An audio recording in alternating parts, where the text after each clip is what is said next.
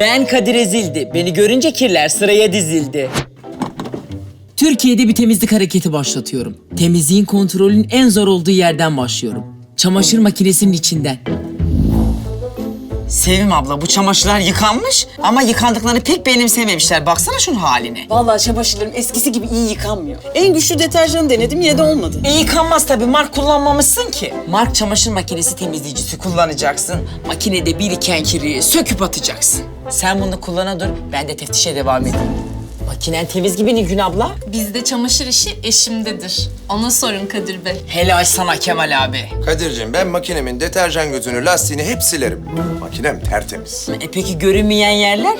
Görünmeyen yerler derken? Makinenin görünmeyen yerlerinde de her sene yarım kilo kir birikir. Vatoz gibi yapışır, makinene tıkar.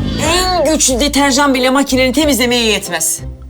Ben görmediğim şeyi nasıl temizleyeyim? Mark çamaşır makinesi temizleyicisiyle tabii ki. Mark çamaşır makinesi temizleyicisi aktif sıvı formülüyle görünen görünmeyen yerlerdeki tüm kirleri söker atar. 3 ayda bir kullanın, makineniz %100 performansla çalışsın, çamaşırlarınız tertemiz çıksın. Temizlikte kapışırız bak.